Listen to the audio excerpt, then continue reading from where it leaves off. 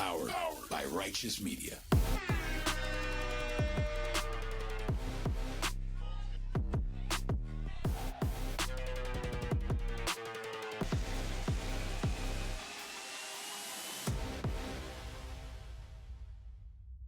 Welcome to Independent Americans. Welcome to episode 361. It is Tuesday, October 28th, and I'm your host, Paul Rykoff. Welcome to Tuesday. Yesterday was Manosphere Monday, our inaugural Manosphere Monday. Today, I think is going to have to be Hurricane Tuesday.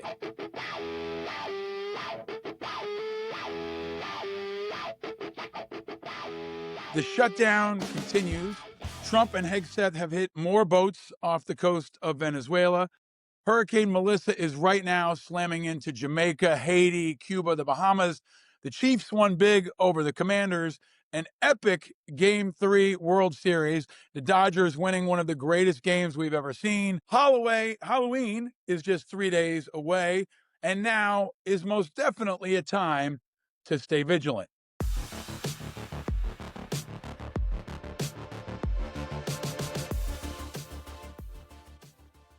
As we continue to navigate these hurricane waters, I want to continue to bring to you iconic, important, inspiring voices that can help us make sense of all of it.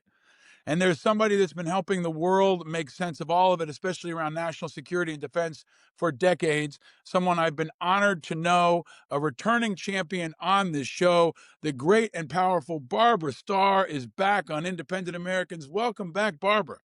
Thank you for having me, Paul. Decades? We went how old I am. Well, I've been doing this for 2 decades now. And you were one of the first folks I met in the press corps. And I think part of why I met you is because you were so revered. You were so respected. Everybody in the veteran service community, the military service organization community knew you. And you were very respected and still are inside the Pentagon.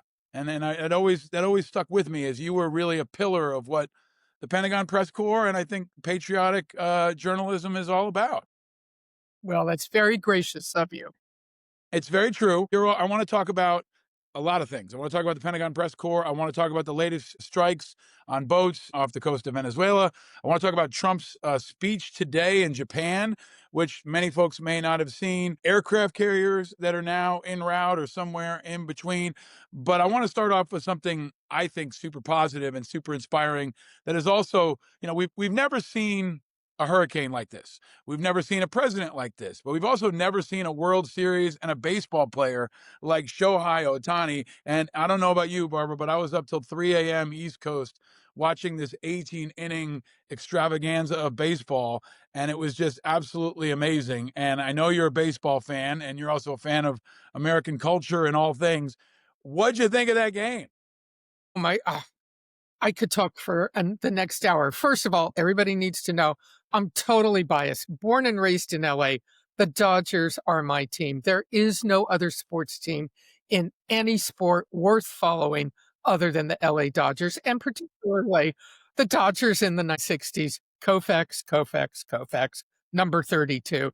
It all starts and stops with him. And in fact, somebody posted, I saw on social media last night, Koufax was there. God bless him. He's 90. And somebody posted, if this game goes on any longer, they're going to have to bring him in to pitch. It was incredible. What a baseball game. What sportsmanlike behavior on both sides. A shout out to the Toronto team. I was noticing that the stadium in Toronto had opened up so people could go there and watch the game on TV. That stadium in Toronto was also jam-packed. People were ready to enjoy fabulous sports and good sportsmanship. I don't know how any of them are actually getting out of bed in a few hours and doing this all over again. I'm so glad you focused on the sportsmanship, because it's really been noteworthy. I feel like I've seen less bat flips and junk talking and friction than I can remember in any World Series, definitely in any major sporting event in America in a long time. And I feel like you've got a group of players on both sides that really set the tone, and nobody more so than Shohei Ohtani. I love his example. Koufax is such an iconic guy. It was amazing to see him there. but there have been these social media posts about Ohtani and Yamamoto. I don't know if you've seen this, cleaning up the dugout after the games, setting up cups of water for their teammates. And I think maybe the most stunning part, other than Ohtani getting on base 9 times, 2 homers, 4 intentional walks, is Yamamoto was going to come in. If Freddie Freeman doesn't hit that homer, Yamamoto, after pitching a complete game in the game before, was going to come back in and pitch. I think they were going to have to. They were at the point they were going to have to go out on the road and see if anybody was out there that could play baseball and could come in and help them out. I think on both teams. Yeah, I mean, these two players, so iconic, setting such an example, especially for young people, young boys and girls who play ball at school, who follow the game.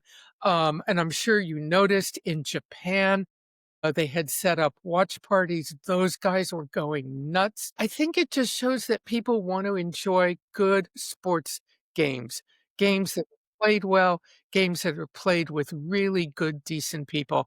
There's nothing that really beats that. I'm glad you bring that up. It's happening when the president is on an Asian trip. Hegseth is there. We're going to get to that in a second. But you have so much wisdom, Barbara, and I'm grateful for your wisdom. And I think we need voices of conscience like you in times like this. America doesn't have too many things bringing us together anymore. You've seen a lot of World Series, you've seen a lot of players.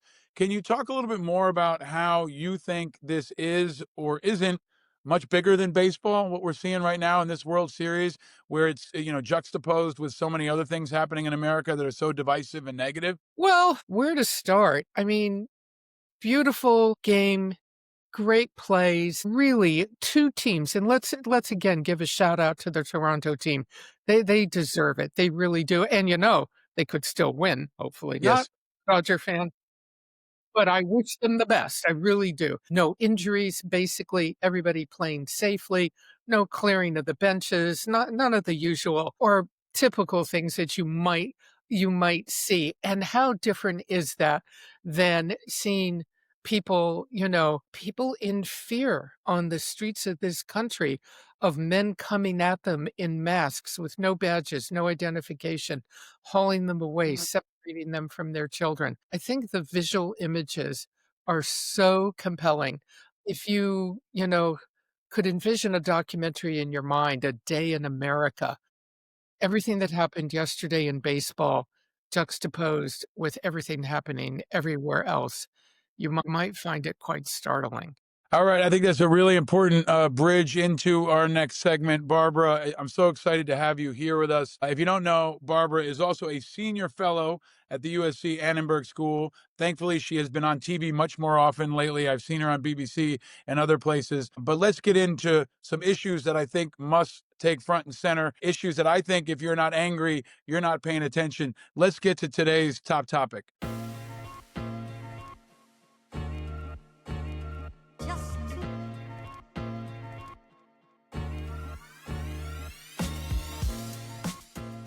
Barbara, you are a master of not just national security, but the intersection between national security, politics, media. I want to start with what maybe a lot of folks aren't seeing today. Trump gave another extremely partisan, extremely negative, like the anti-Ohtani speech to a group of troops in Japan who were stationed in Japan. All the pageantry of the spectacle of this group of troops behind Trump, where he unloads on Biden, attacks his political enemies, calls the press fake news, and kind of continues to encourage the troops to boo them.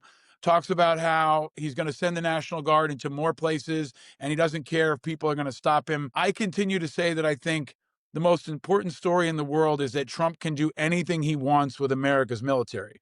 And that includes bombing Iran, hitting ships off Venezuela, but it also includes using our troops as a backdrop, using them as a political pawn, I would argue, and politicizing them in a way that I think is dangerous for them, dangerous for our national security, dangerous for our democracy, but also, Barbara, that we've never seen before. I feel like if any other president did this, okay, this is like, again, the negative version of Ohtani. We've never seen anything like this. If another president did this, there would be investigations or public apologies or reprimands or maybe even articles of impeachment. Can you talk about what we're seeing? Because it's not just one incident, it seems to be a strategy of these kinds of speeches from him, from Hegseth, from Vance, and others.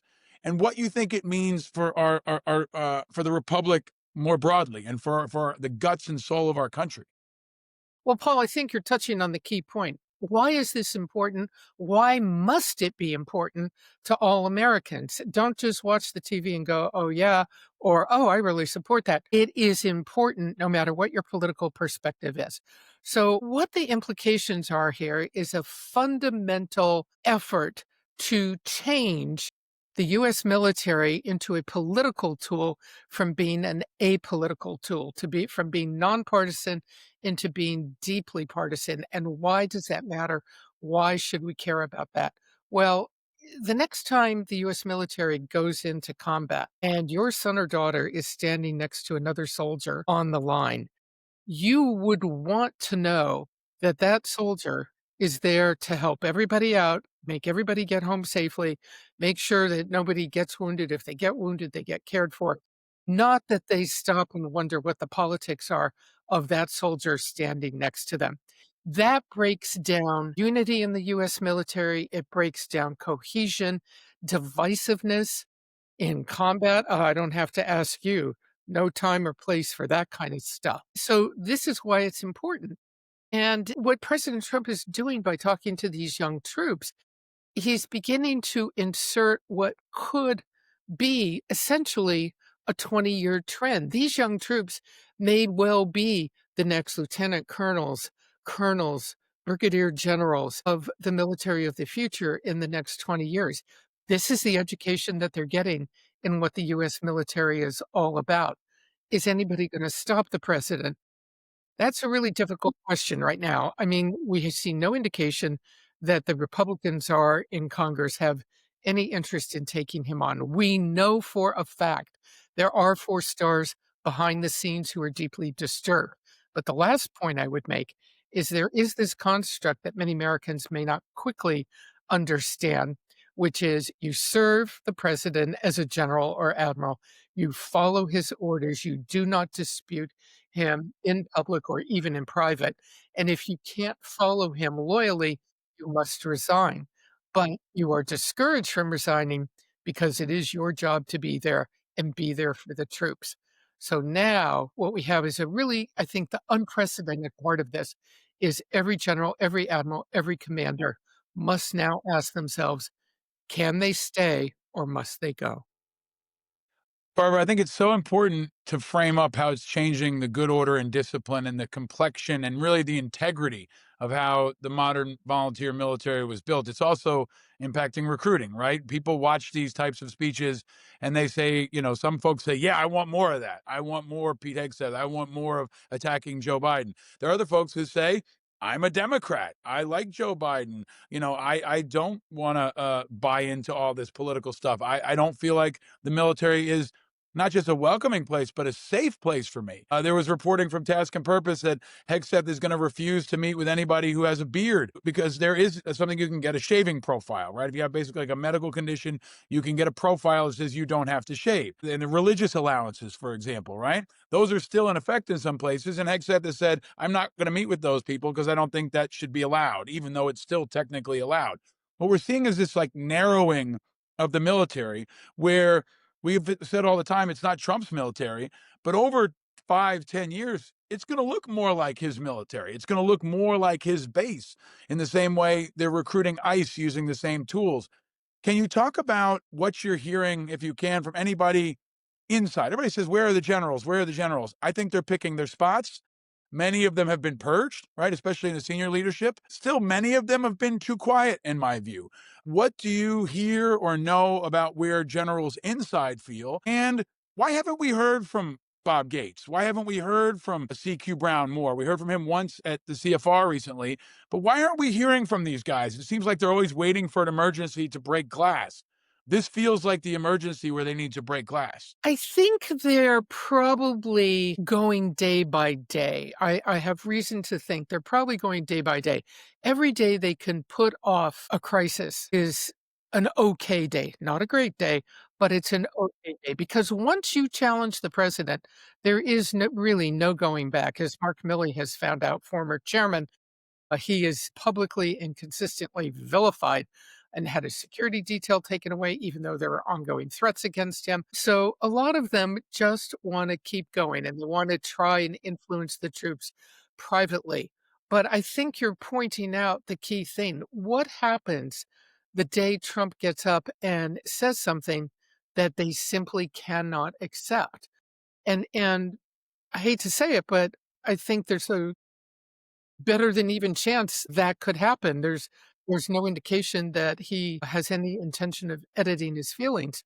So you have these young troops listening to all of this, and if they are looking from guidance from the senior ranks, perhaps they're getting very limited guidance. I think they are getting some, and I think there are some generals that are deeply, deeply disturbed and are trying to figure out how they can navigate ahead. Let's use Milley and maybe CQ Brown and Bob Gates as an example, right? The three of them, right? They've been pretty quiet. Like CQ Brown spoke once at the Council on Foreign Relations, was still very careful in his language. Everybody always says they have to wait until, that thing comes. Is that thing the invoking of the Insurrection Act? Is that what you feel or what people are saying will be the line that breaks the back on this silence? Because that's really what it is. I'm not going to call it cowardice. I know people are afraid. I know Mark Milley's probably afraid, but it sends a chilling message to America when Mark Milley is afraid to speak out for his safety. What does that mean for all of us and everyone else in this country? Is the Insurrection Act that line that he crosses? Because he's spoken openly about using it. He's now got a plan on his desk, a recommendation from Hegseth and Tulsi Gabbard on how to do it. Do you think that is the line that would cause folks to break? The way, let me just mention General Milley just a few days ago did speak publicly at Brown University and took questions from students in the audience. So that was good. Maybe he is feeling more comfortable. On the Insurrection Act, now I speak probably as a tax-paying American citizen. I don't see how it couldn't be. The question there to me is, again, as a tax-paying American citizen, will that make the Republicans stand up? Or do they just say, oh, well, the president has every right and, all these cities are burning down just like he said, even though there's no evidence that's the case and no evidence that civilian law enforcement can't continue to deal with it. But the Insurrection Act, then combined with what we're seeing again, these masked, unidentified persons seizing people off the streets. I mean, that alone to me should be making people stand up and object. And maybe if Congress was in session back here in Washington, we could see more discussion about that. Right now, if you ask me, as a tax-paying American citizen, I think the ball should be and must be in Speaker Mike Johnson's court. Mm. Really understand how he continues to appear publicly to have a very, let me not say lazy, let me say non-energetic attitude towards all of this. I think he's gone, Barbara. I think so many of them are gone. Like I don't think he'll ever have, some kind of turnaround moment, some kind of conscience moment, some kind of McNamara moment where he all of a sudden stands up. I mean, it's coming from unlikely places. And I keep saying this, 2025 is so screwed up that Rand Paul is making sense. And Rand Paul is the voice of reason. I feel like he is the Yeah. lone Republican who's been speaking out on this as a constitutionalist, as a libertarian. He has been making some headway. And it seems like some others, like Tillis and others, are outraged about not being consulted, at least about operations. But it doesn't feel like there's any movement there. And I want to ask you in particular, if I can, I feel like Trump has been strategically waiting for flashpoints. Do you have any thoughts on whether or not the election in New York next week will be a flashpoint? They're rolling out ICE. They're focusing on New York.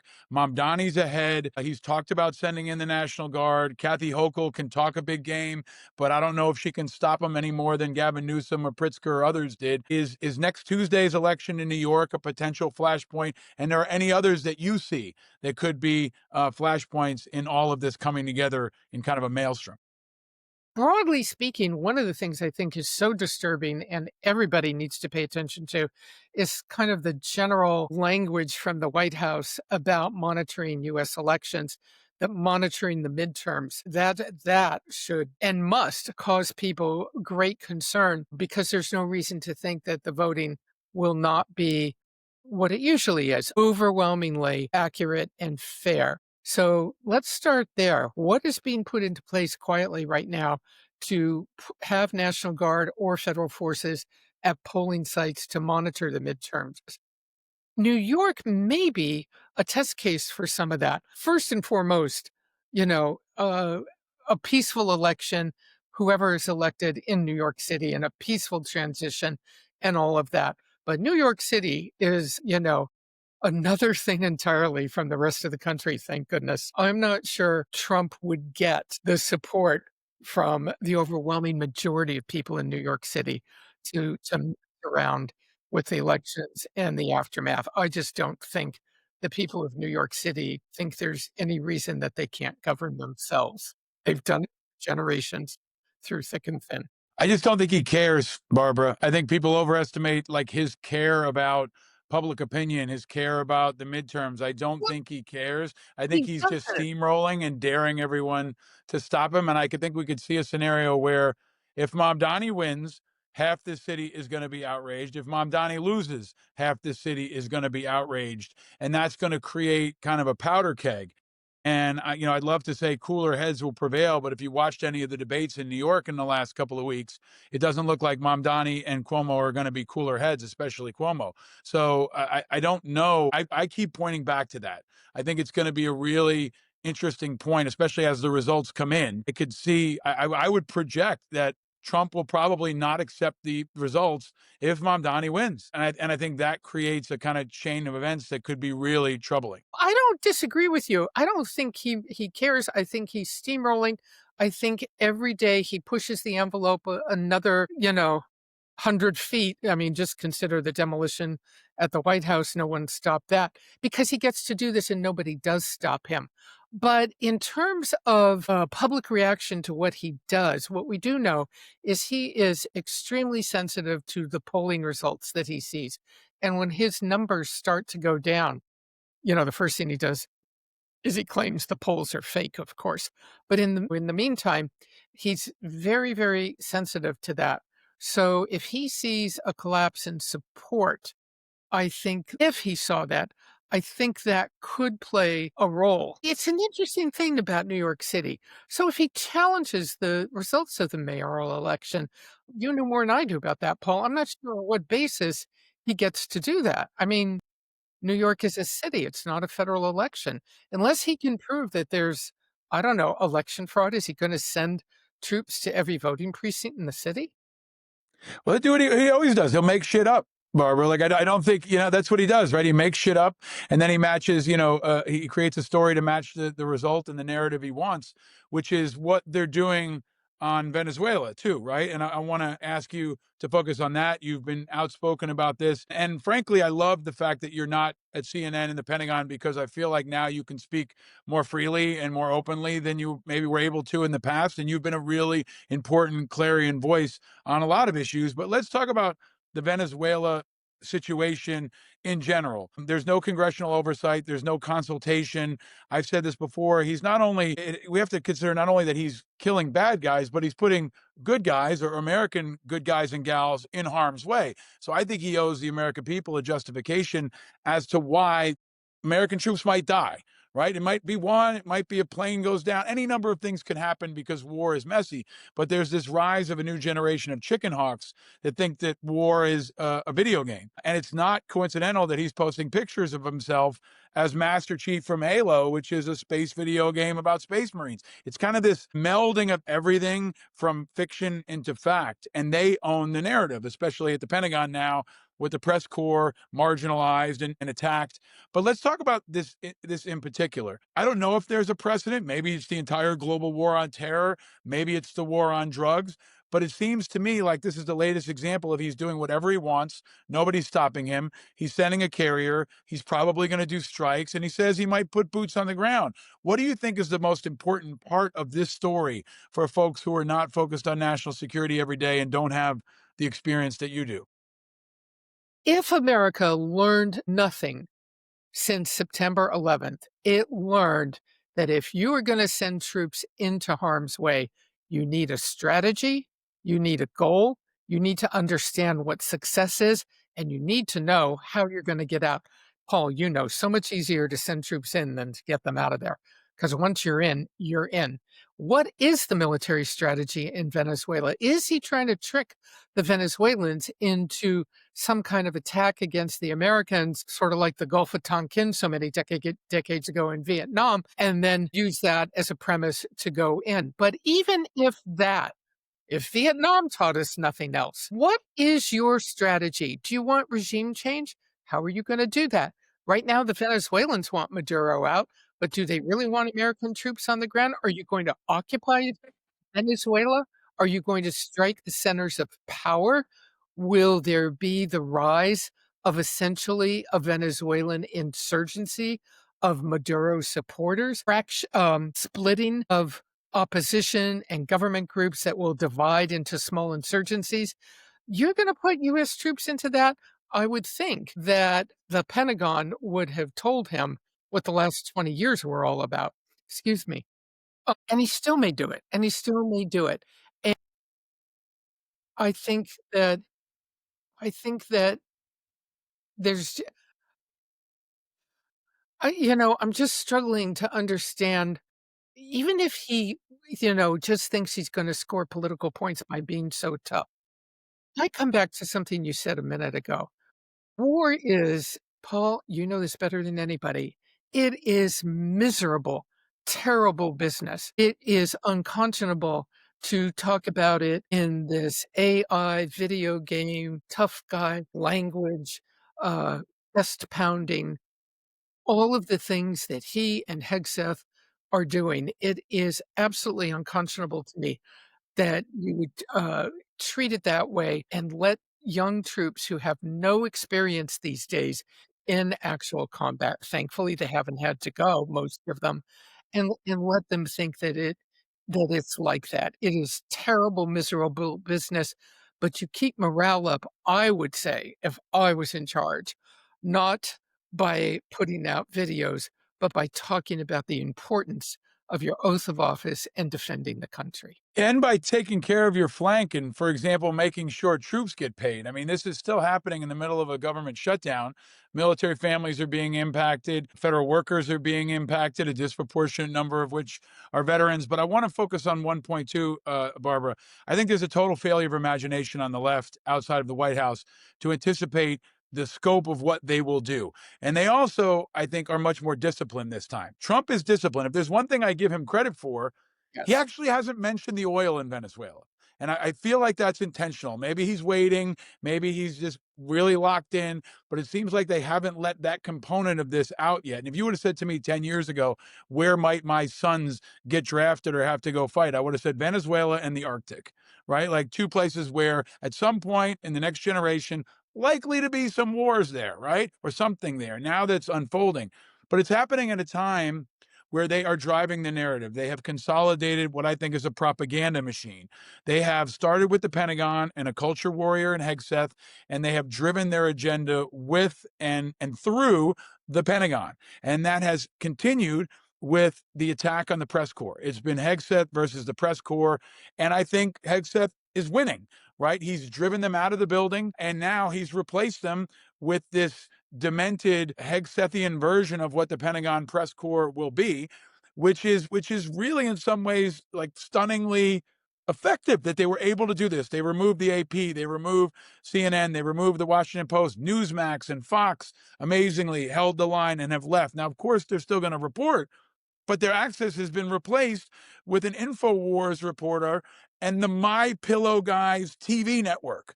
I mean, this is so fucking demented, I have to say it, but it's also effective and it's working, and they're consolidating more and more communication mechanisms and making it harder for people who did your job.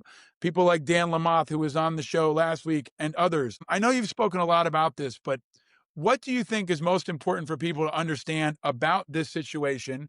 And what's next? Does the Pentagon press corps, the noble, I think, patriotic press corps, just have to get scrappier and report from outside? And are they just out until Trump's no longer president, which it seems to be the case? What do you think is most important? And what do you think could happen next?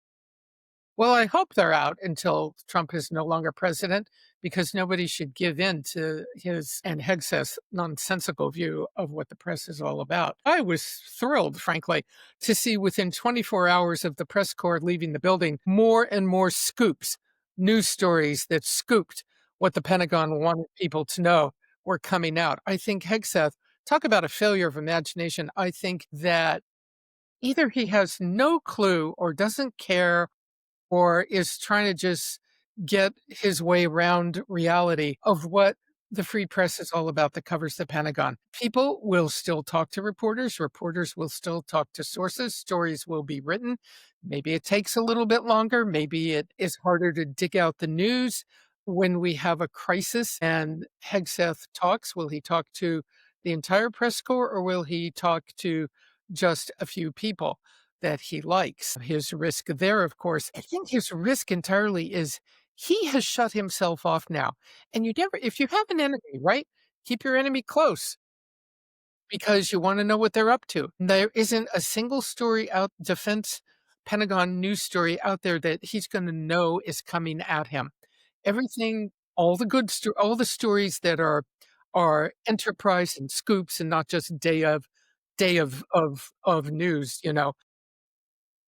they will come at him and the White House, and they're not gonna know they're coming. If you meet the press corps in the Pentagon, you might pick up a sniff or two of what the press corps is up to. It would be a lot easier to do that, but the press corps is gonna continue to work and continue to break stories left and right. That's what I believe. I am rooting for them, and I hope you're right, and I think you're right. You, for many years, were kind of like the elder stateswoman of the Pentagon press corps, one of the most trusted and respected. You've mentored many of these folks that are now there doing the reporting. I think this is a top topic. Barbara, I want to shift into one other segment that we like to do here.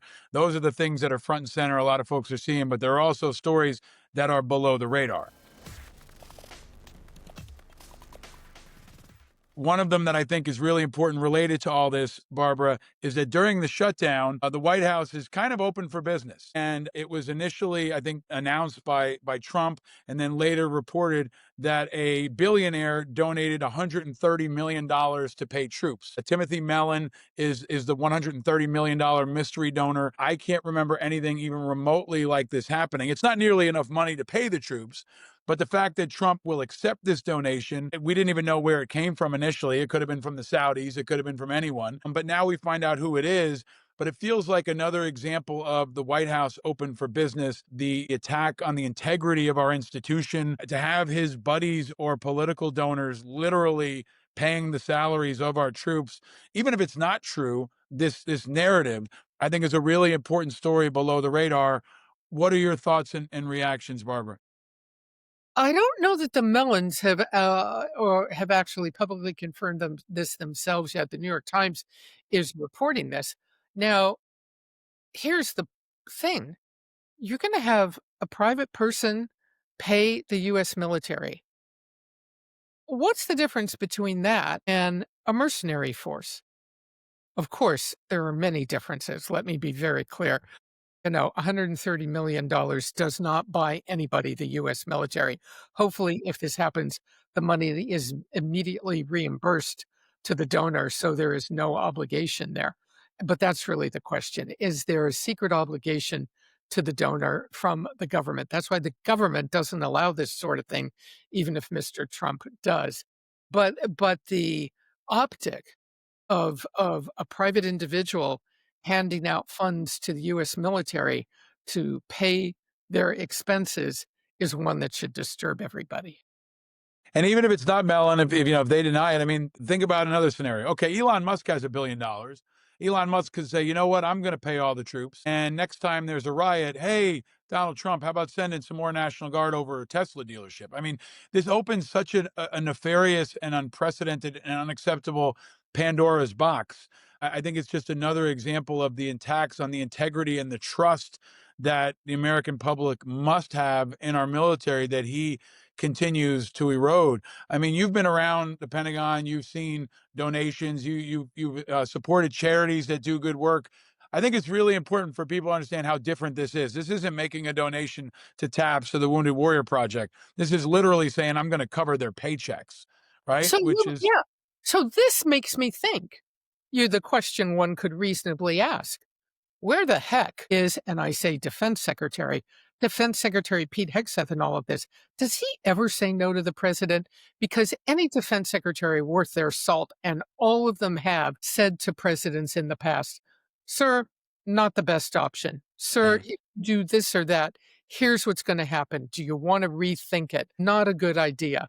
Not legal. It's going to cause problems. Don't do it. Our recommendation is no. Has Pete Hegseth ever said no to Donald Trump? And what would make him say no? I don't think very much. Pete Hegseth also, by the way, needs to worry about the Inspector General report that's coming about his role in Signalgate, the so-called Signalgate, and his alleged posting of classified information on the Signal app. While he's so worried about everybody else, he might look to himself once in a while. I think that's a smart reminder, especially when it comes to standing before troops and talking about integrity and professionalism and discipline. Not a lot of what we see from him and this crew so far. Barbara, this is a really important story. It's below the radar. We're going to track it, and I know you as well. You will as well. I want to transition to bring us around third base like Otani does so often and bring us home.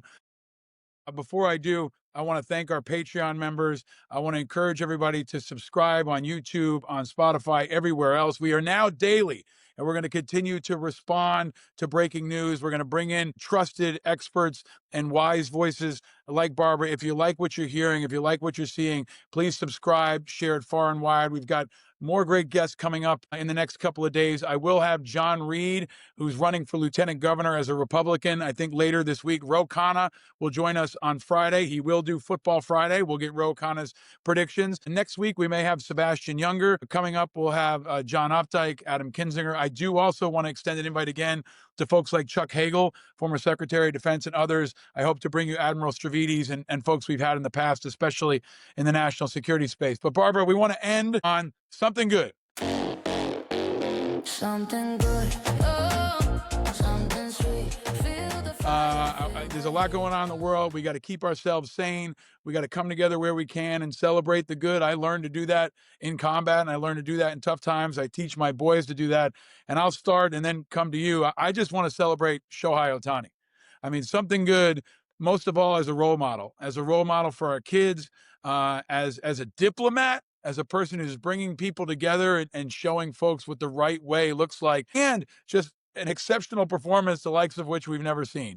We've never seen anything like this hurricane. Unfortunately, it's hitting Jamaica right now.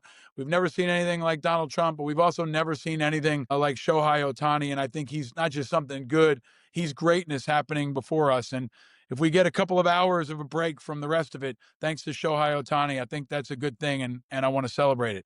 Barbara, over to you. What's something good? The United States Constitution, the First Amendment, and its protection of freedom of the press. The press is as far as I know, is the only occupation listed as a protected occupation in the U.S. Constitution. That's good. The First Amendment stands. The Constitution stands.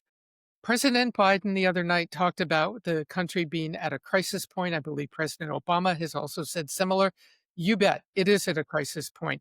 But I'm going to hold on to the fact that the Constitution is still here, still with us.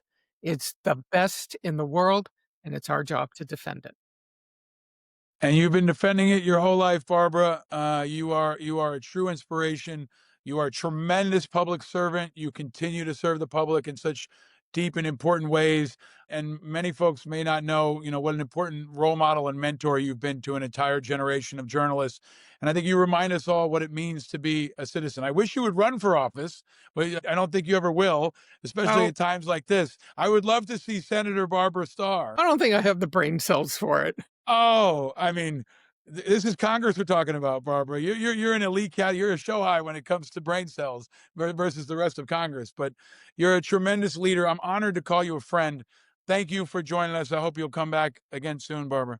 Absolutely. And thank you for having me, Paul. Folks, follow Barbara Starr on social media. Look for her on BBC. Read anything that she writes. Listen to everything she says. We will be back tomorrow with another episode of Independent Americans Daily now. Go back and check out yesterday's Manosphere Monday with Captain Cons. Check out our episodes from last week, especially Dan Lamothe from the Washington Post, who's one of those members of the press corps who takes us further inside this discussion, and continue to spread the word. Give me your feedback. Let me know how we can improve the show. We're working on the lighting. We're working on the video. We're working on the audio. It will post around dinner time, East Coast, every day, every weekday, and we'll continue to bring light to contrast to heat, challenging the status quo and inviting others to declare their independence. Remember, you're not alone in your vigilance. We are all vigilant, and we're all in this together, especially now. My deepest thanks to Barbara Starr and to all of you for listening and watching. And until next time, stay vigilant, America. Stay vigilant. And watch Ohtani. This guy's amazing, and he's pitching tonight. He's pitching. Can you believe this? Thank you, Barbara. Thanks, Paul.